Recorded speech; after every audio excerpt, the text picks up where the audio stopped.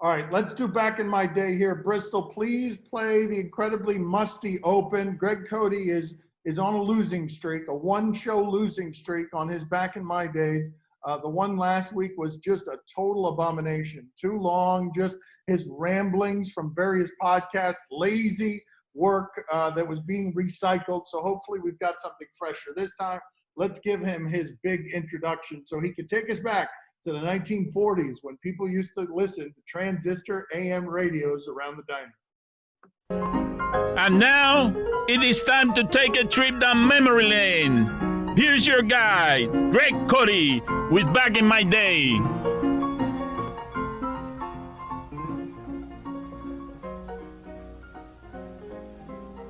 Oh my God, where's Greg? Oh, I think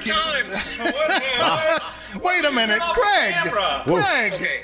Greg, we couldn't hear you. You waited so. Well, where's your camera? Where is your camera? Why can't we hear you, Greg? Okay, hang on. Oh my God! Oh, for the love of God! I apologize. There was a technological snafu. We'll do it. Let's start again. Hold on a second, Bristol. Turn that off real quick. Jesus Christ, Cote. Let's start again. Oh, just shut up for a second. Shut up, Greg. Just shut up, okay? You took forever to get started there. Let's do it again. So, you didn't think he could do it any worse than last week when he produced his single worst Back in My Day ever. Here's Greg Cote to redeem himself today. Let's give the people the 1940s music back when they used to listen to the transistor radio around a diner in a different America than the one we live in today.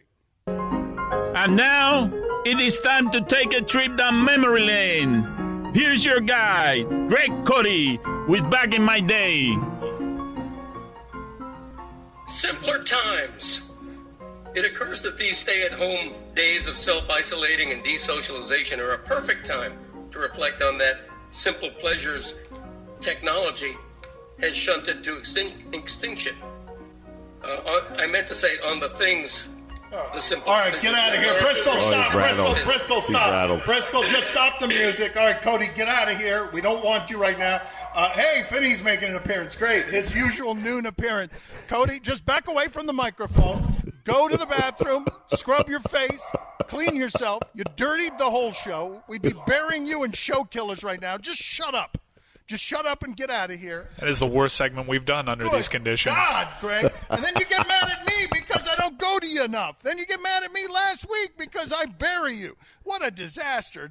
So thank you for the help there, Mike, which allows me to go back in time here and to make fun of Greg Cote for the help I did not get in the previous segment. To let all of you look behind the curtain for a moment, Tuesdays under the most ideal of circumstances, the entire construct, yeah, Stugatz, I've got something for Finney too. The entire construct, because you got a big house, Stugatz, like you do. You can do something about this at some point, but you don't do something about it. The entire construct of our Tuesdays is, can someone please help me do a journalistic job? I'm trying to work here is the construct. And so you got Stugatz over here getting his eyebrows blown off by Will Kane with a faulty connection and a dog that won't stop barking.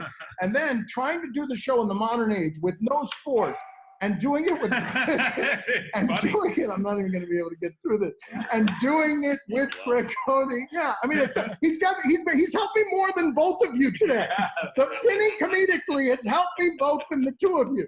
So, Greg Cote, please explain, because it's like trying to do this in the modern age during a pandemic with your grandfather. It's every conversation everyone's having by FaceTime with their own parents and their own grandparents, and I'm trying to do a radio show. Yeah, the dog is funnier than either one of you two. The dog understands how to help me better than either one of you two. Because, Greg, what the bleep happened last segment? With you and your computer, Finney, you just keep chiming in whenever you want to. It's fine. Did you hit the camera to turn it off because you thought you were raising the volume? Is that what happened? Yeah, it could have been. It's a very simple two-part explanation. Number one, I was foiled by technology. The cursor on my laptop froze, and so I couldn't unmute myself. And it just, it's a normal thing. It happens. Eventually it unfroze. I unmuted myself, and then I began, but I was naturally frazzled. It's human frailty. I'm only a man. You know what I'm saying?